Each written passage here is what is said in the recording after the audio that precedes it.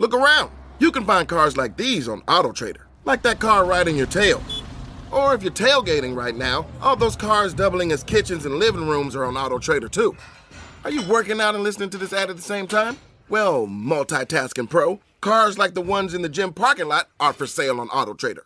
New cars, used cars, electric cars, maybe even flying cars. Okay, no flying cars, but as soon as they get invented, they'll be on AutoTrader. Just you wait. AutoTrader. Life is made up of many gorgeous moments. Cherish them all, big and small, with Blue Nile. Whether it's for yourself or a loved one, Blue Nile's unrivaled selection of expertly crafted fine jewelry and statement pieces help make all your moments sparkle. Blue Nile's experts are on hand to guide you, and their diamond guarantee ensures you get the highest quality at the best price. Celebrate a life well lived in the most radiant way and save up to 30% at BlueNile.com. That's BlueNile.com.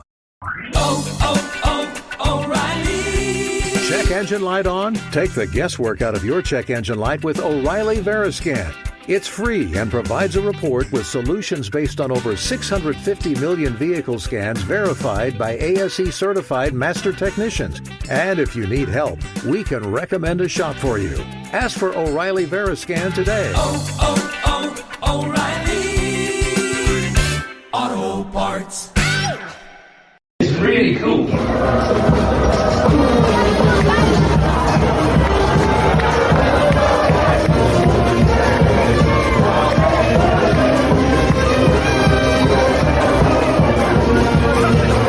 Bonjour, hello, and welcome to the Rosbif Rugby Podcast, your one-stop shop for all things French rugby, the top 14, Pro de Nationale, of course the brilliant towns, cities, bars, restaurants, watering holes, fans, and everything else that makes French rugby so bloody brilliant. The top 14 is back, and so is Rob, and he is adorned, as ever, in the weekly stash watch by, well, with the kit of a team that impressed somewhat, and we'll talk about more in a bit. Rob, how's it going? Yeah, all right. It's been a long couple of days. Feeling the effects of my Saturday hangover. First of all, an apology, I think, for the listeners that we're coming perhaps later than we might have intended. You had a perfectly valid reason for not watching any rugby on the weekend and having to catch up. I had a slightly less valid reason in that we had our end of season party for cricket, and I woke up on Sunday at 1:30 p.m. and still managed. Yeah, I don't know how, and still managed to find time for an hour and a half nap in the afternoon. Yeah, wow, that is some going. more drinks on Saturday than letters on a PM in Yoni clipboard, maybe. Yeah, well, it sounds that way. Good end of season bash. Yes, yeah, it was good fun. I was technically a champion, having played two games and 3 overs in the fifth 11, and my actual team, although I played only slightly more for them, was also promoted. The team that you played for, Richard. Yeah, played a few. You were at a wedding, which you were embracing the Frenchness with copious amounts of champagne, I understand. I was, yeah. It was a brilliant wedding, it must be said. A lot of fun. Food, more of a kind of Italian flavour, but the you're back at it again, are you, Richard? Trying to shoehorn Italian stuff in. It took me back. I'm not going to lie. But yes. Although I do know that you were talking about the Rosbif Rugby Podcast to your fellow table mates, because word has got back to us from a mutual friend on a WhatsApp group that they were sat next to someone at a wedding on Saturday who did a podcast about top 14 and Pro de Deux. Yeah. How long did it take you to bring that up? It took a while, I'll be honest. When I'm fairly confident that I wasn't trying to cram that in at any which interlude. I found out they were going to France, I think near Provence. I think we'd actually been talking about food poisoning beforehand, and I was like, funny story about getting food poisoning in the south of France. So yeah, we kind of went from there, and he said it came up because where they were going was not a million miles away from where we went to the World Cup last year. Precisely, well, at the time would have been precisely a year ago. But yes, unfortunately for him, not only did he have to sit next to someone, it turns out that although there's no link between us really whatsoever, he's just gone on holiday with one of the sort of extended group of Rosbiff rugby fans that we know. They're off to Béziers on Saturday to watch. Yeah. On Saturday to watch Perpignan's home game to Montpellier, which is quite niche. That is niche, yeah, fantastic. I did sort of nerd him out briefly once. He was when he kind of asked about where we'd been. He asked if we'd been to Breathe, and I said, "Funny story, we're going quite soon." To which his response was, "Oh, we were there a few weeks ago, or a couple of months ago, whatever." And they were playing near the town where we were staying, but not Breathe. I said, "Oh, was that Sarlat against the Racing 92?" And he's like, "Fucking hell, mate, it's a bit much, isn't it?" Fair play. That's you got him there. Sounded like he was set up to. He was planted by the bride and groom to kind of trip you up, and you battered him away successfully. Yeah, got him. Nice play. He actually, him and my wife sung during the ceremony. They did a duo together. So, yes, all going on, mate. But more importantly, away from the world of weddings and end of season booze ups, the top 14 is back. And in spite of your slightly aggressive hibernation patterns over the weekend, you did manage to catch some of it, I think. Quite a lot of it in the end, but none of it live. Although I did make an effort to watch the Van kind of entrance with Stade Toulousain onto the pitch live, but then I was cooking, so I was like, I'm just gonna turn off and watch it properly another time. Yeah, probably a good place to start. That was a late kickoff on Sunday. Really, it was clearly quite an occasion, wasn't it? A momentous day for Van and for Breton rugby. The sort of as you say, the kind of entrance and the what's the word? I don't want fanfare sounds a little bit kind of a little bit unfair, because it was somewhat cooler than that. The Breton anthem getting belted out, which was, as Elgin Alderman a few weeks ago said, rather familiar, the tune to that. Yeah, which he pointed out in his article. Yeah, friend of the show, Elgin Alderman. I think we can say good friend of the show. Hard to gauge. I mean, it's one game, isn't it? Hard to gauge like where Van are or Toulouse are, other than still really good. Few glimmers for Van though, like they maybe overplayed their hand a little bit, particularly in the first half, but weren't they didn't look totally off the pace. I didn't think. Muscled up all right on a few. Their tries were forward based tries, which kind of, I guess we've kind of got used, or I've certainly got used to kind of catching the highlights from Pro D2, and they've got running rugby, and it's kind of all running lines all over the shop. I think to score forward tries against Stade Toulousain with basically all the names is quite a good sign, I'd say.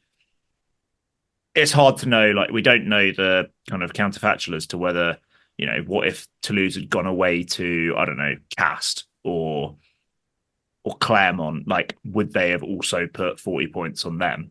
Yeah. We also don't know the counterfactual of if Van had, I don't know, Montpellier at home. So it's, I mean, quite feasibly, we both got a bit carried away with the hype and predicted Van to win, which in hindsight, I say in hindsight, within about 3 minutes of that game starting, looked quite optimistic.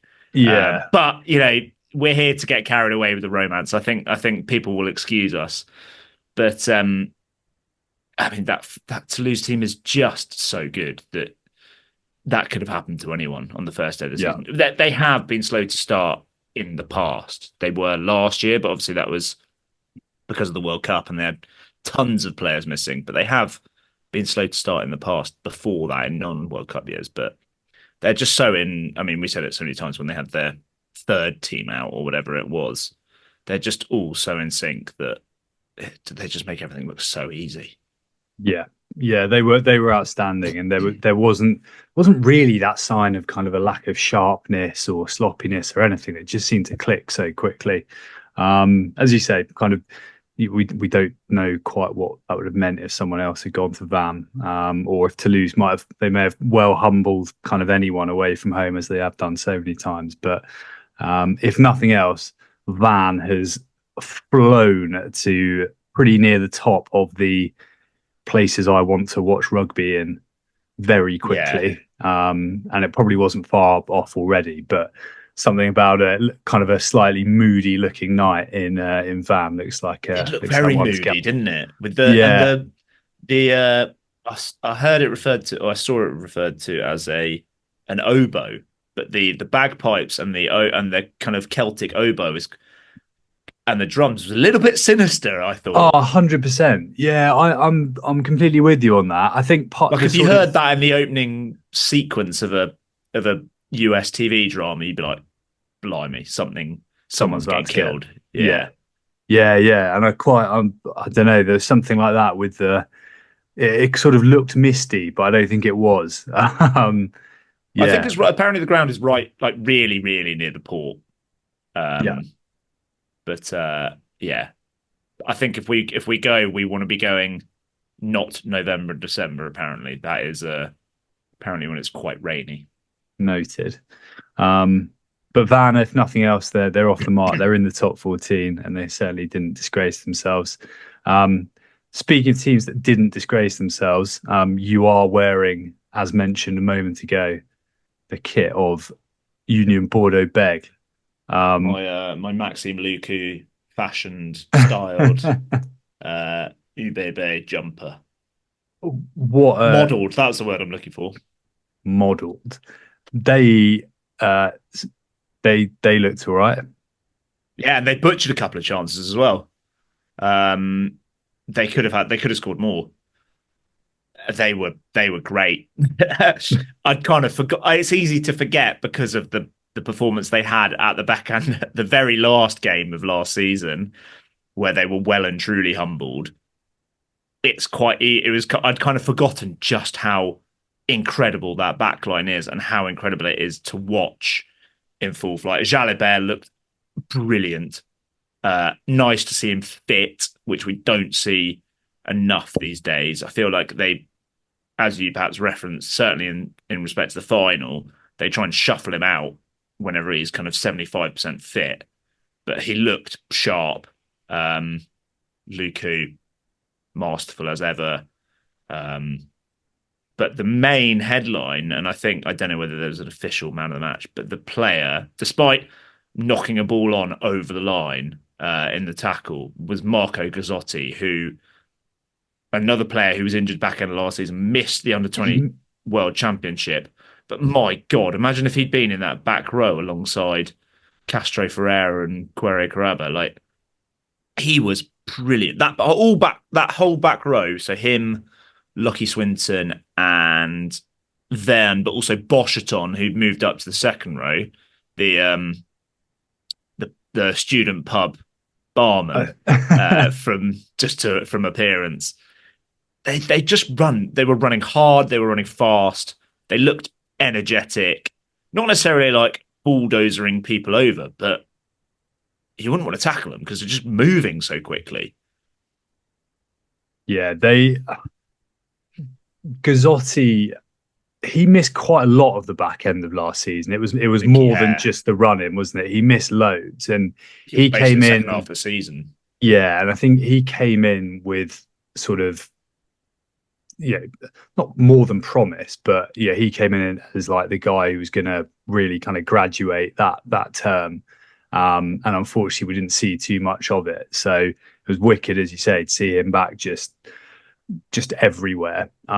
Swinton, I can't say I've seen masses of him, but hard, industrious. He's going to be an amazing asset to anyone, isn't he? In the top 14, and I think on the back line for me, maybe it sounds slightly obvious when you look down the list of players they've got, but when it does click and when Jalibert's kind of pulling the strings and Luku's as kind of precise as he can be, it's just the speed it all happens. Yeah. Is like they're just gone before you know it, and then you've got Penno like marauding in off his wing, running one of those kind of slightly mad angles back inside, and they're just like a joy to watch, really. Penno makes beating defenders look incredibly easy. Like, he does genuinely skip past people. In terms of like the pace of it, like you saw back end of the game. So Joe Jonas got a yellow, which I thought was pretty harsh, and that certainly made the scoreline worse for Stad, because the Ubebe really pounced in that 10-minute period with a couple of tries, and I think down his wing. He'd been quite good as well on debut for Stad, player that we've seen a bit of in Pro de for Biarritz. But you can kind of, right towards the end, Deporter was really busting an effort to get outside of a defender, and he was looking a little bit cumbersome. But the fact was that he was still quite a bit quicker than the Stad defender. He then gave it to Bielbiaré, and he was just, that's like Mario Kart kind of on mushroom type thing, like just getting a boost. Deporter was brilliant, I thought. Like, his pace on the outside, some of his handling, the passes he gave. Yeah, I think we spoke about it over the summer with Gaetan playing so well at 13. Kind of the door was open for him, but they've just got so many options there. It's so easy to forget at various points how good some of the other players are. You kind of see one player and then you think, God, this guy's the best man in France for this position, and then you watch another game and you see his challenger, and you're like, well, hang on, he's incredible as well. It's just like Paul Coste looked great from the little I saw of the Toulouse game, but yeah, there's some real quality. On Penno, there was a spectacularly Village bit at the end of the game. Have you seen what happened? I don't think I have, no. So here's I reckon from me to this laptop screen away from the touchline. On the clock has gone. He picks the ball up and passes it into touch, which is a penalty. So he could literally step to his left and the game's over. And then from that, Stad get down the other end of the field. It's not directly, but the ball is still, the game is still going because he's just been a complete space cadet. Macalou scored his second. Macallou's first try. Macalou was so good. Oh my word! First thing he did, he came on. They've literally just chucked him up, and he's just flicked one back from a line out. He's just kind of forgot his hands a couple of times, but when he catches it, blimey! To get outside Moafana and Buros, and then just bosh, perfect handoff on Buros, and he's leaving them for dead. I know the handoff helps, but he's so fast. It's one game, but that bloke finds himself, whether it was in a French shirt, whether it's in a Stade Francais shirt, finds himself on the bench way more. He's a victim of him being too good. People don't trust players that are like that. I know you say forgets his hands, but he's an unbelievable line-out operator, and the things he does ball in hand are a complete joke. That's the thing that blows my mind, is and blew my mind when I saw him on the bench, and when he then came on and plucked his first line-out off within seconds of being on the pitch. He is just a phenomenal line-out option. And France or French clubs historically, they just go all in on one back rower who can just be a one-man line-out. Like, we've seen it with Rumat back in the day. You think Julien Bonner, you've got Ituria historically. They're just, how is he not just automatically in the team as just a win you free ball at a line out because he's just so much quicker than everyone in the air. Yeah, he's class. Before you even get to him running in from a million tries. miles away. Yeah. And the way he does it looks so cool as well. He's just, they say, swatting blokes away and running around them. But yeah, brilliant start for Bordeaux. Stad weren't great though. Stad weren't great, but that Stad team were statistically last year the best defence in the league. So that's no mean feat. I know they're away from home, but to kind of brush them aside like that is, I think, quite a statement-ish win, if nothing else, from Bordeaux. Yeah. Let's move on to a game that had a lot of British and particularly English eyes on it down at the Stade Pierre Fabre. My boys, Cast, and the new king of Cast, Christian Mbadiang, on debut. A fantastic game. Brilliant. Some great tries.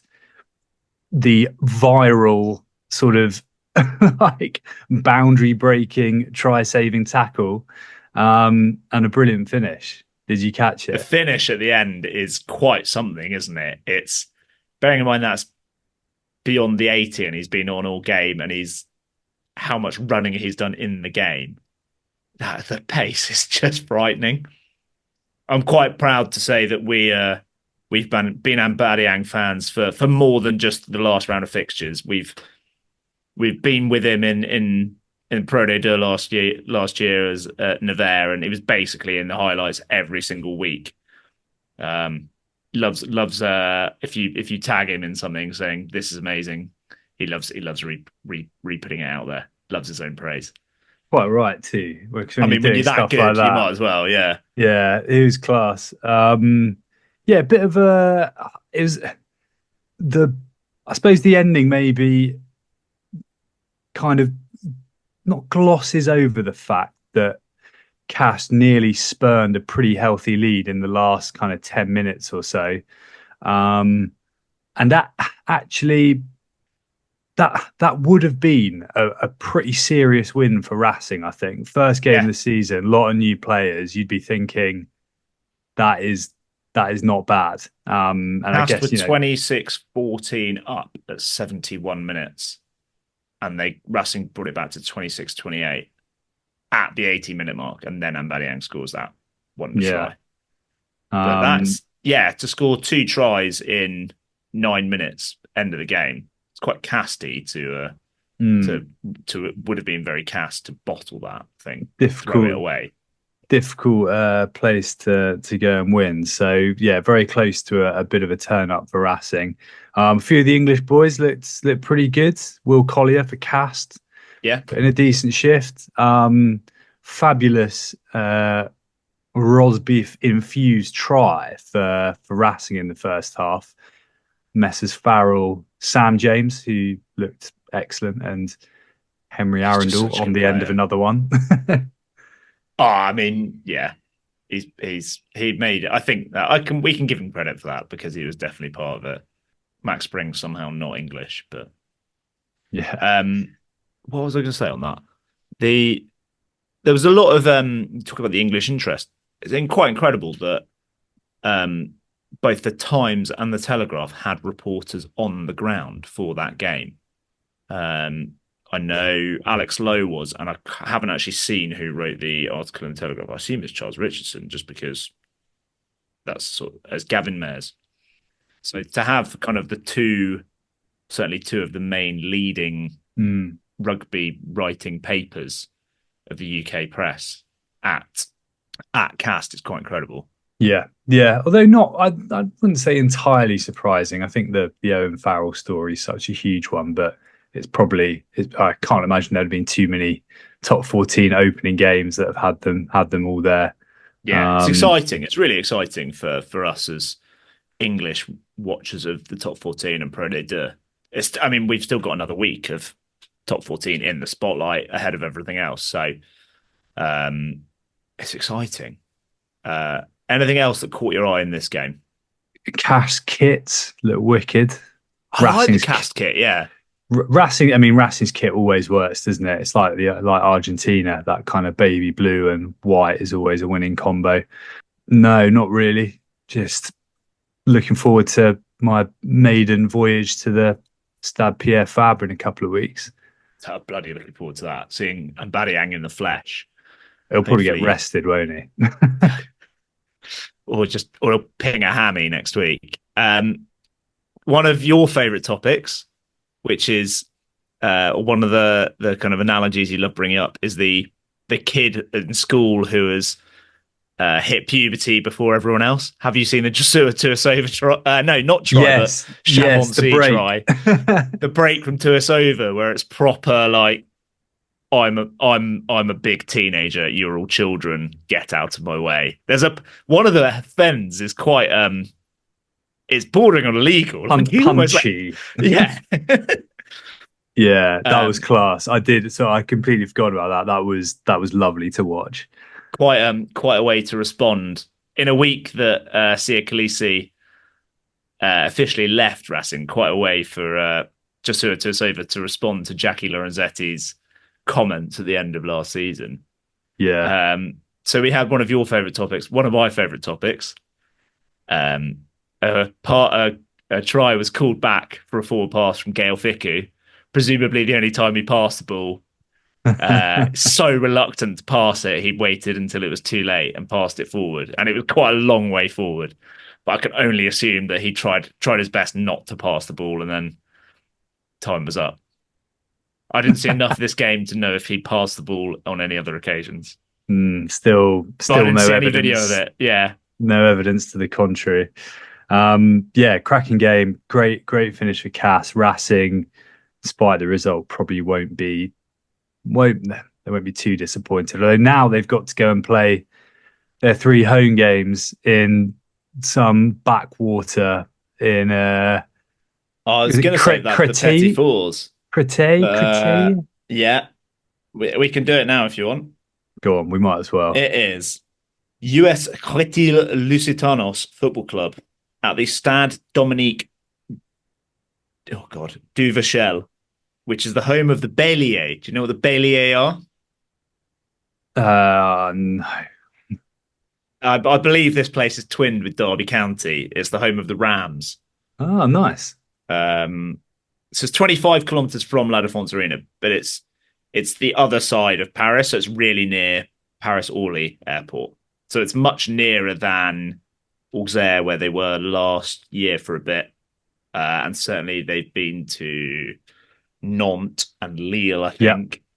And also, I think I read in the week that Vannes, yeah. A few years ago, yeah. I didn't realise that. Also, just on Sia Khaleesi, he was officially released by Racing. Have you seen what he said about it? Not massively. I saw a fairly hastily put out English press release, which clearly hadn't had much thought go into it, but no. So he said, or from what I've seen, that because he's away with South Africa and misses 3 months of top 14, the quote I've seen is, "I get paid very well and it gives me the feeling of stealing from Racing 92, which is interesting. It's a good spin on it. It's a positive spin. Just keep quiet and hoover it up. I think he's trying to defend himself, and it's quite a... Yeah, we get it, mate. You want to go out to South Africa, but... Yeah, it hasn't worked out, has it, at all, really? Which is... I think there's a bit of a... I guess like anyone who's kind of that successful, anyone's looking for a bit of an excuse to kind of bring him down a peg. And I think the way it all sort of went at Racing has been sort of fodder for that sort of opinion of Sia Khaleesi, which is a real shame because like there is no doubt that he brings a level of excitement to rugby and a level of interest that few people do or ever have done. And it's a shame. But I think it does also go to show that the top 14 really is quite an unrelenting, unforgiving place. And he won't be the first person that, well, not even of Racing. I mean, Johnny Sexton had a bit of a mare at Racing all those years ago, didn't he? Phillips. So, like, it chews you up and spits you out. I think also, like, just the one for the people piling into him, like, as Iltard said a few weeks ago, said it was a bit of a shame because he was expecting Siya Kolisi to kind of bring his foundation, the work of his foundation, to the banlieues of Paris, which are an incredibly deprived. Well, there are some incredibly deprived areas of Paris which are full of all sorts of crime and poverty. And if you've kind of got a guy whose foundation is dealing in that sort of thing, you might want that in your city. Yeah, it's a shame, but there we go. It's done and dusted now.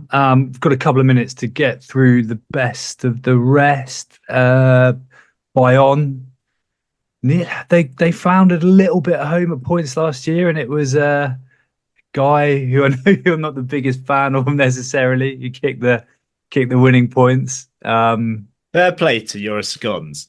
The first kick that he had to take. So this was the one that I had an hour and a half nap halfway through. It was quite a scrappy game. Perpignan did score one brilliant try really near the start, which was finished off by another Englishman, Ali Crosdale, which was the kind of attacking rugby that we expected to see from them based on last season. But Segons came on, I think he came on about 60 minutes.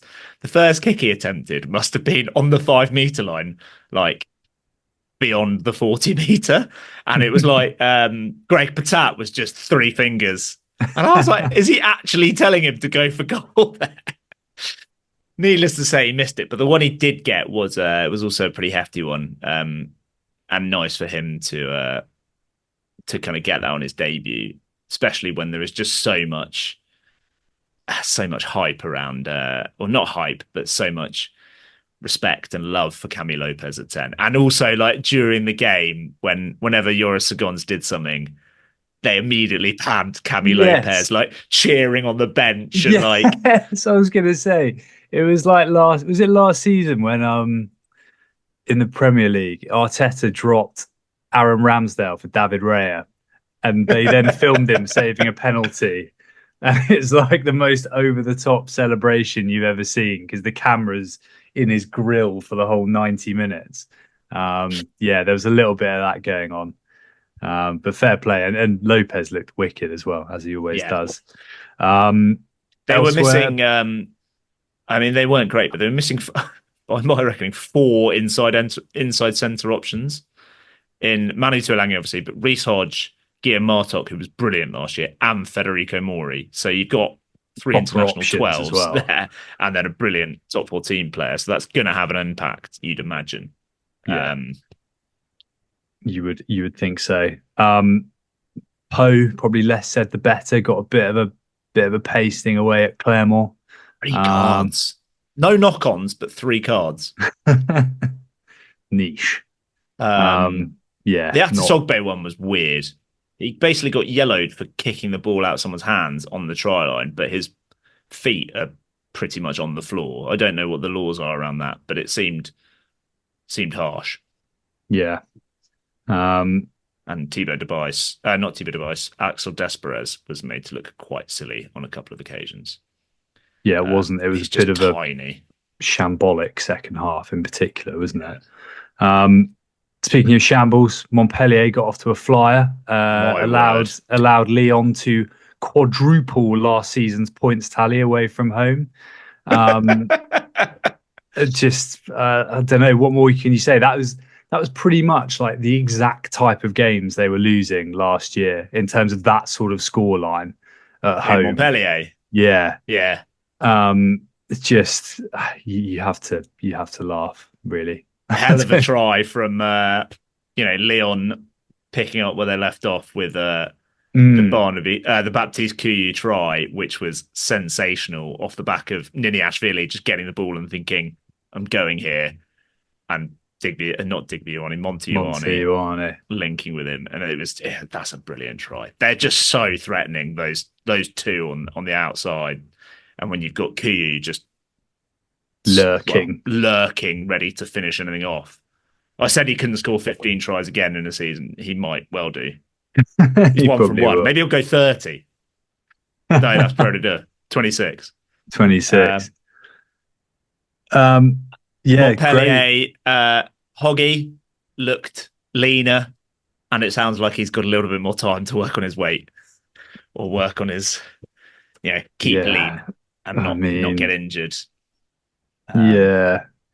All five of the I don't want to call them bad boys because it feels like belittles it, but the The wrong ends. the wrong uns or convicted criminals or accused criminals in some cases, but yeah, all five played. And all five lost, which I think quite a few people understandably might not be too unhappy about. I would have quite liked if Tambwe, seeing that it was Stuart Hogg on his inside, would be like, nah, mate, you're a wrong and I'm just not going to give you the ball. And he just, I'd love to know if there's any kind of deliberate not passing people the ball because they're a bit of a wrong un. Yeah. Bizarre. And in the last minute we have here, I saw a bit of La Rochelle Toulon on the train back. It was awful. It was all right.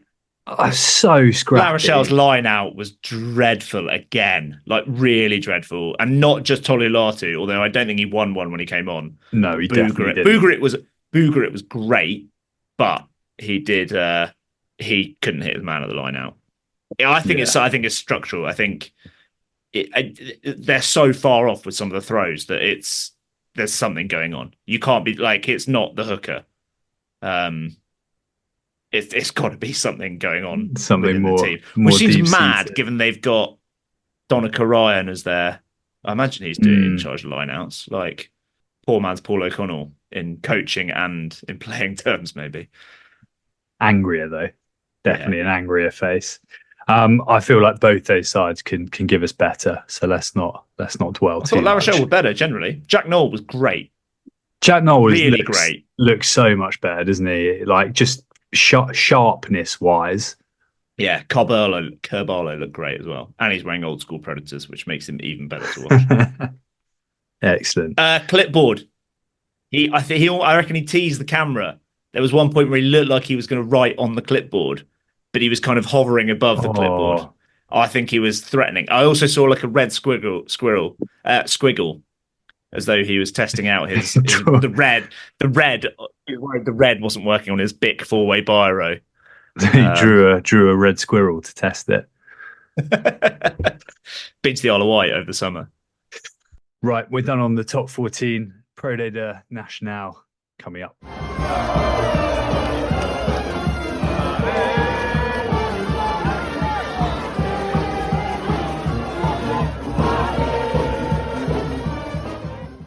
Okay, before we get into Pro de Deux, I'm bringing forward this segment, Rob, just to break things up ever so slightly. The best name I can come up with thus far is the Nationale Nook, but I can't think of any other words that sort of fit in there. So yeah, answers on a postcard. Surely on the food theme, given we are rosbifs, which I know is not a food and it's in the way we use it, but we've got Petit fours and Digestifs, entrees at the start. Surely we should have nibbles, but that's very English. Nationale Nibbles. Yeah. Yeah, well, we've maybe back to the drawing board across. We'll come up with something better for next week. Nothing overly surprising happening in Nationale. I think the teams, the kind of bigger hitters, the big clubs we've seen kind of up and down through Pro de Deux over the last couple of seasons there and thereabouts. So Carcassonne, big win at home to Tarbes. Langon, which is just outside Bordeaux, beat Bourgoin. And then home wins across the board, most notably for Narbonne, who beat last year's Pro de Deux relegatees Rouen. Did they? 36-23, lining up at 13 and 14 with Peter Beetham and Tangeli Nairavoro, very familiar to Premiership even rugby the East fans. Midlands, yeah. Yes, absolutely. And the only away win of the weekend was Albi, who've had a really good start to the year, who won away at Suresnes in Paris. Are they 3 from 3? I think they might be. They are 4 from 5, as are 7 teams in the league. What? Yeah, well, Blimey. two of those games I Oh, think yeah, each yeah. are the walkover against Carcaran here, Yeah, because of okay. their unfortunate demise. So yeah, but they've all lost one. Very active on social media, the new Carcaran social media Yes, account, the new club. They're yeah. very active. Keep an eye on that one for sure. Actually, one team has not lost a game yet, but they it doesn't appear to they don't appear to have had their Carcaran walkovers logged, and that is and help me with the pronunciation here, Perigu, Perigueux. Perigu, Perigueux. Perigu. So yeah, Which I think is near where we're going next weekend. I'm pretty sure Perigueux I is thought near Brive. Brive And sort of like I thought it was kind of like Bergerac sort of. possibly. It is. I can tell It's you very now. Rosbeefy of us to not know where the fuck we're talking about. It is near Brive. Yeah, yeah. You're right. Very good. In fact, it's not a million miles away from Angoulême, potential future derby, with which we should probably move on to Pro Day Deux. That was possibly the game of the round. I think it probably was. I'm sticking with my boys. I've got my hat on after their tough home defeat. I'm backing them. I think they could well be top six. I felt optimistic putting Saxby at 9th in my predictions, but I reckon I'm feeling good. Johnny May scored his first try. Ben Bottika's looking good to nearly beat. Actually, they were quite a long way behind Brive, but they did nearly do Brive at home. Were it not for a last minute, did you see Courtney Law's try saver on the hooker? Yeah, it's pretty. I mean, he just comes from nowhere. The hooker is what, 3 meters out? Yeah, with a run into the line, and Courtney Laws just appears behind him, and it's a classic Courtney Laws chop. It's quite phenomenal how he stops him dead though, because there's probably not near enough momentum there to maybe get taken over the line. He just sort of, as you say, completely scythed them down. It was, yeah, it was very Courtney Lawsy, I think it's fair to say. So yeah, in the end, like a pretty handy win for Brive. They look great. Couple of their tries were just monstrous up front, like really monstrous, which we kind of knew, especially when you've kind of put Courtney Laws in there as well, but they just looked big, powerful. There was a wonderful grubber through from the Sax V7 I thought it was Ben Bottike because it was off the left foot. It was a grubber through, the perfectly weighted grubber from Clément Saint-Hubert. Not a player I know loads about, but 21-year-old flanker. It was genuinely worthy of an experience. It's Cami Lopez-esque. I genuinely thought it was Ben Bottike, and then I saw 7 on his back, and the commentators were going mental. But yeah. Nice. I suppose the big theme across the board, and we're only a few weeks in, but is the dominance of the away teams thus far, or or parity of away teams across the board. So Brive at Angoulême, perhaps not a huge kind of huge upset. Biarritz winning away at Béziers, I don't think many people saw that coming at all. It's a brilliant win for Biarritz. They may be don't want to speak too soon, turning a little bit of a corner from the shambles of last year, because that's a hell of a result.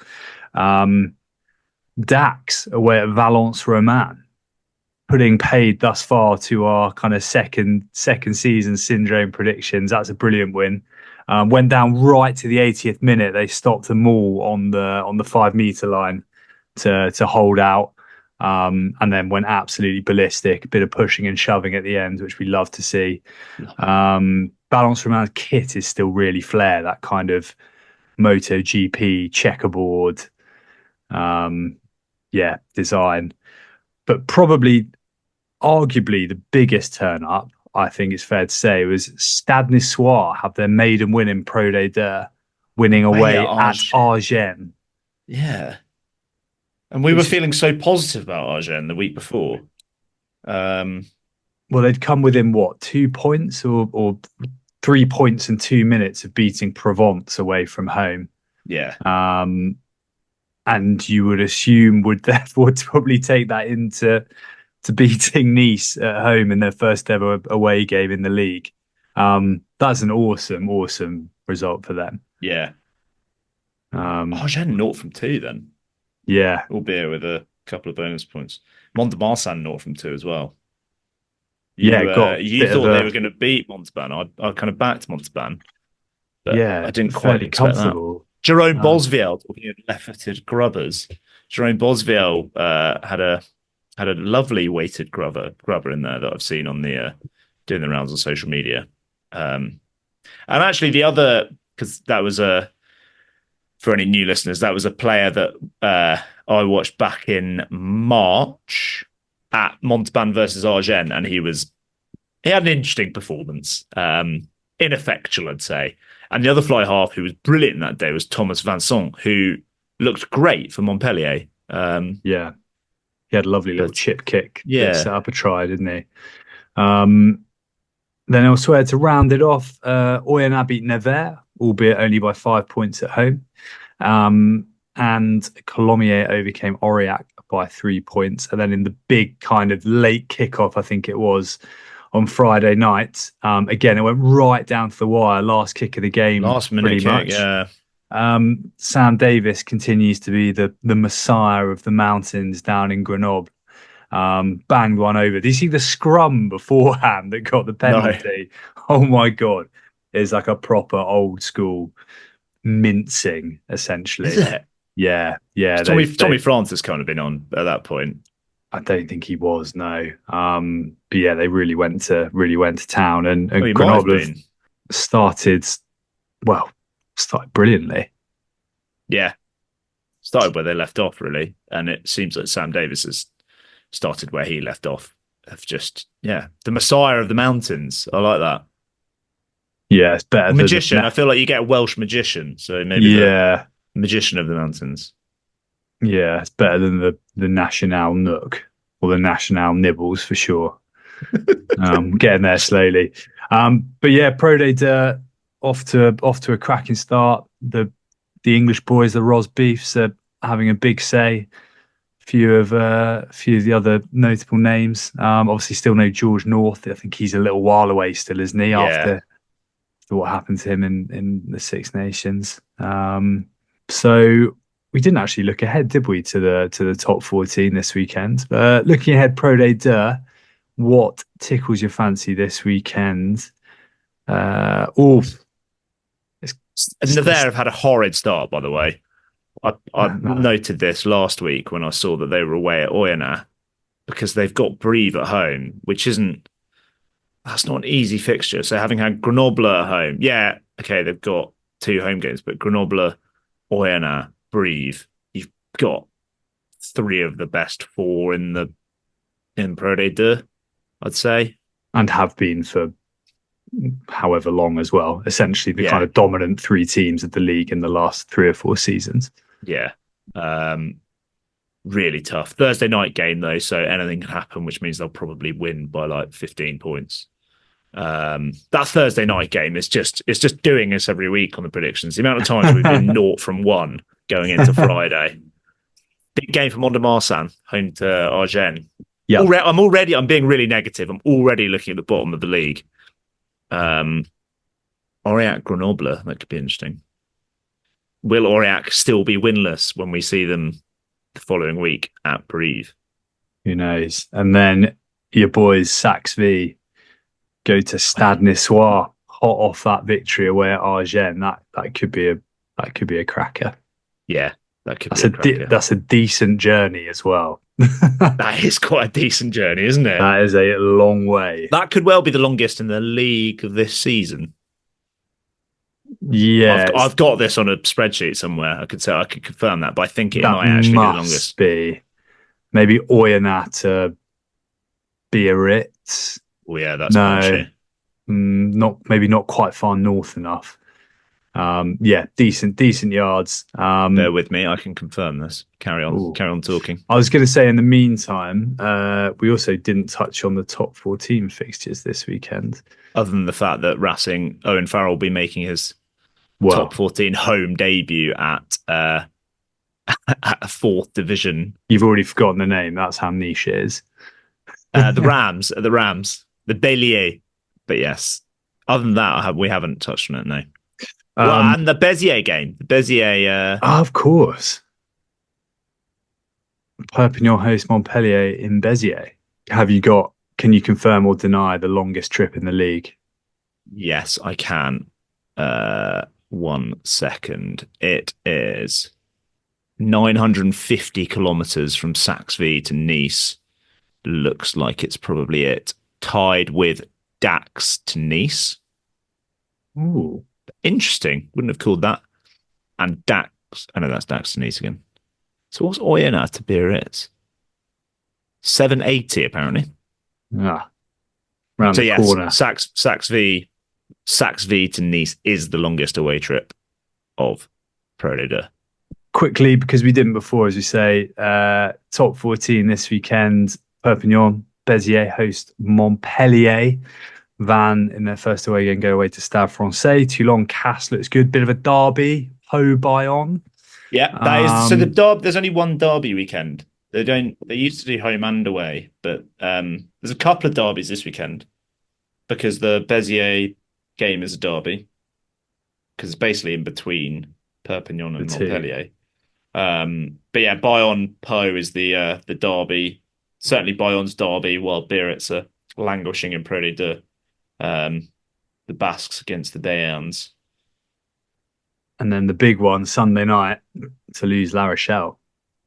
Ooh, tasty. Yeah, it's nice, isn't it? Nice little week finisher. Exciting. Toulouse will win that comfortably, though.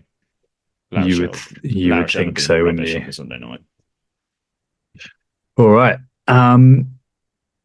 Should we leave it there for the actual rugby and finish off with a couple of petty fours in just a moment?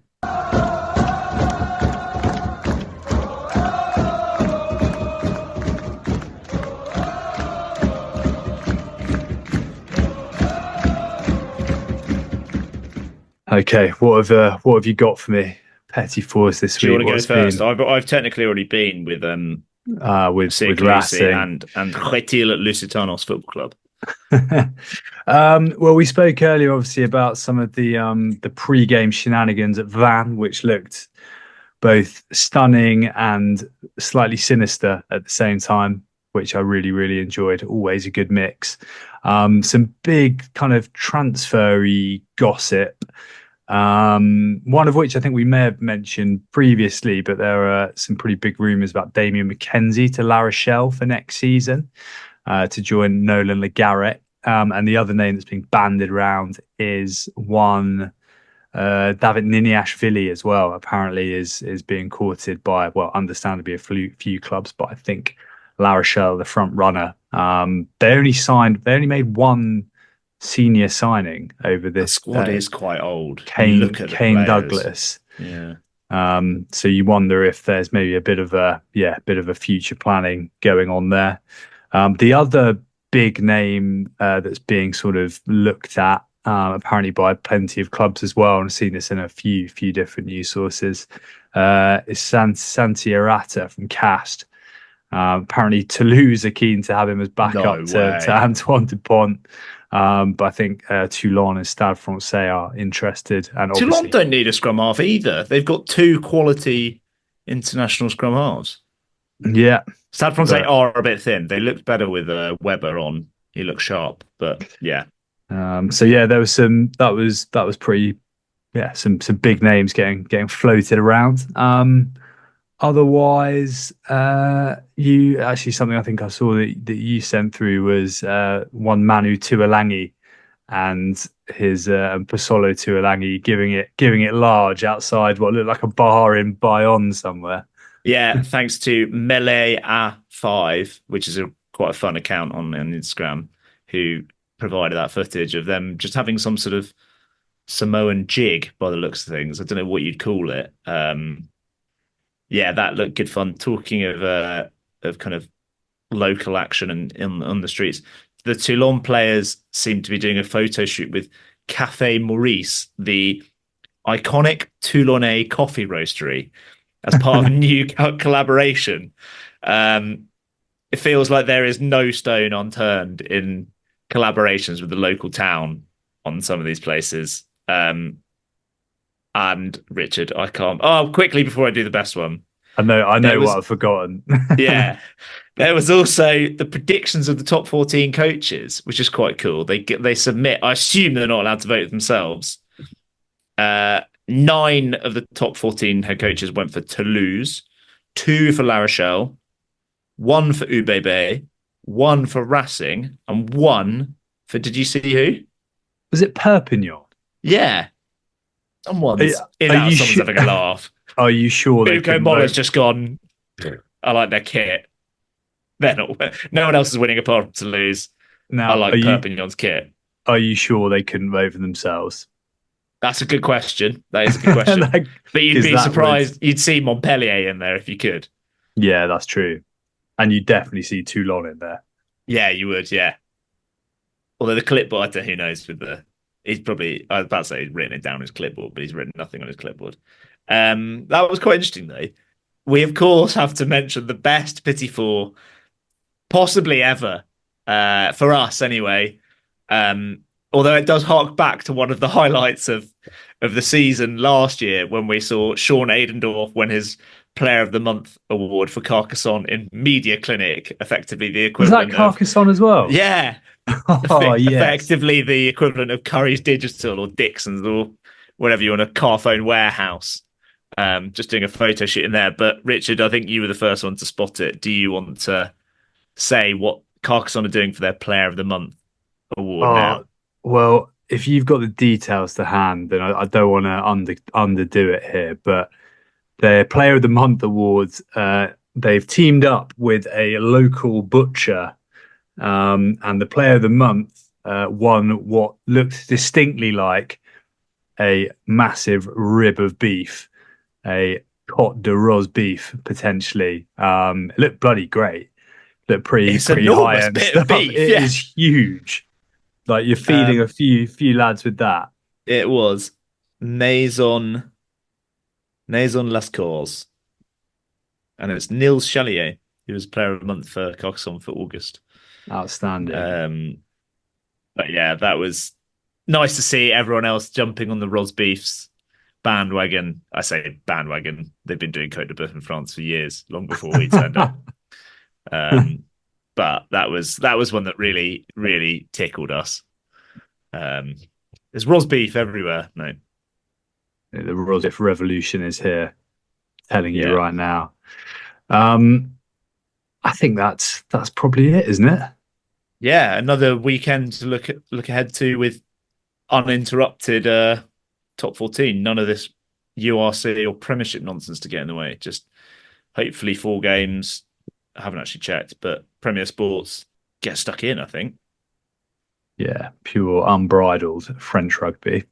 Okay, well, we have been at the Rosbiff Rugby Podcast. You can follow us on, remind us, Rob. Instagram, TikTok, X/Twitter, Threads, YouTube. We are at Rosbeef Rugby on all of them. At Rosbeef Rugby, and please subscribe or like or review the podcast. We're getting new listeners all the time, and this is a very exciting time for English fans of French rugby, for all fans of French rugby, and a particularly exciting time for us to kind of be hopefully bringing you a bit of info and a bit of fun stuff and a bit of celebration of it. Yeah, we love having you all on board. So I guess we will bid farewell for this week. Look ahead to, as we said, there's another mouth-watering weekend of French rugby coming up. I've been Richard. That has been Rob. We've been the Rosbiff Rugby Podcast. Follow us on all the aforementioned, and we will speak to you next week. Au revoir. Au revoir.